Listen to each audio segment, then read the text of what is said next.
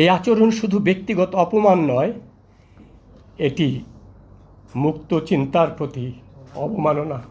আমি বিনীতভাবে অনুরোধ জানাই, নিয়ম অনুযায়ী প্রধানমন্ত্রীর হাত থেকেই যেন আমি এই পুরস্কার গ্রহণ করতে পারি। আমি জানি এই সিদ্ধান্ত নিয়ে বিতর্ক হবে। পুরস্কার প্রদানের আগের দিন পর্যন্ত সব আনুষ্ঠানিক প্রস্তুতি সম্পূর্ণ হয়েছিল, কিন্তু শেষ মুহূর্তে ৪১ বছর আগে রচিত আমার একটি কবিতাকে অজুহাত করে আমার পুরস্কার স্থগিত করা হয়। আমি সেখানে উপস্থিত ছিলাম, অথচ অন্যদের ডাকা হলেও আমাকে আর ডাকা হয়নি।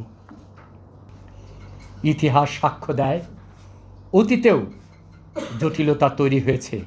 দেশের প্রখ্যাত কবি শামসুর রহমানকে নিয়ে স্বাধীনতা পুরস্কার প্রসঙ্গে বিতর্কের পর তৎকালীন প্রধানমন্ত্রী বেগম খালেদা জিয়া তাকে গণভবনে ডেকে সম্মানিত করেছিলেন। সেই উদারতার ঐতিহ্য আমরা স্মরণ করি।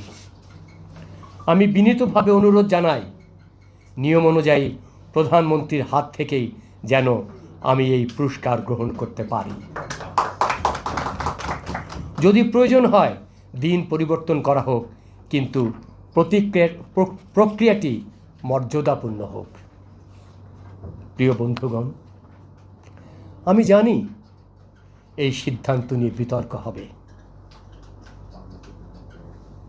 তবু আমি বিশ্বাস করি বিভাজনের চেয়ে ঐক্য, প্রতিহিংসার চেয়ে প্রজ্ঞা এবং অপমানের চেয়ে মর্যাদা বেছে নেওয়াই আমাদের কর্তব্য।